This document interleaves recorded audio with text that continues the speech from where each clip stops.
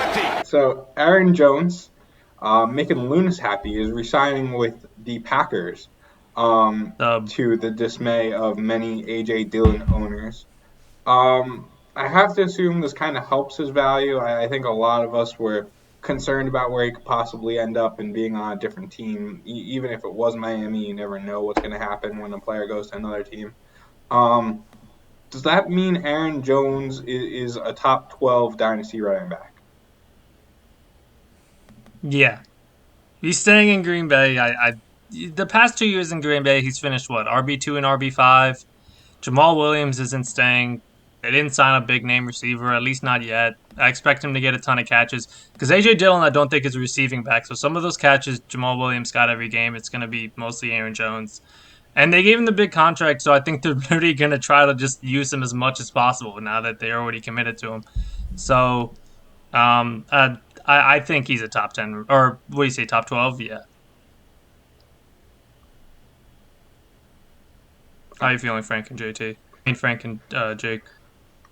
Well, yeah. One thing is that the Packers, they're a little bit weird just because I think that Jamal Williams, when you compare him to AJ Dillon, wasn't as much of a threat in between the tackles as AJ Dillon should be if he continues his progression. So one thing I kind of expect to see is them use Aaron Jones as that H-back, almost tight end slot receiver mix type of role where we see A.J. Dillon as the back with Aaron Jones used more as a slot receiver. I think that could be interesting. Does that make A.J. Dillon fantasy relevant?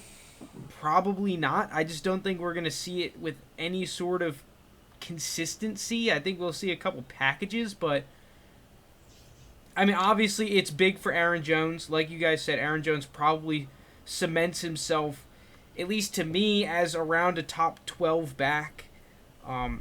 If he's not being regarded as a top 12 back in something like a startup, I think once again, for another year, he is one of the top running back buys that you can get in startups.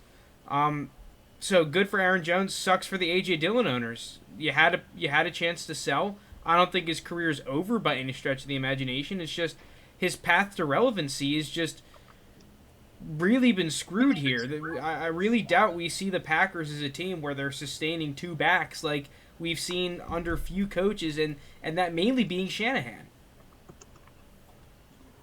yeah. For me though, I'm still pushing him into my top 12, just maybe 11, maybe 12. But like with the job security and everything, like him versus Josh Jacobs, I'm going to take Aaron Jones. Him versus CEH, Aaron Jones, Najee. I understand Najee's younger, although not that much younger considering Najee's a rookie. Like you would expect him to be younger. None of them really. I'm assuming he's over Zeke as well. Yeah, he would be. Just because he's already finished better than Zeke in the past. Well, I'm not sure how they compare 2 years ago, but either way, Aaron Jones had a great season 2 years ago and a great season last year. So, 2 years ago, he was ahead of Zeke because CMC was number one. Yeah. So he's bumped his way back into the top 12 for me just because we know where he's going to be. We know the situation he's in. Frank did mention, some of the concerns, but like it's not enough to push me off Aaron Jones and knock him out of the top 12.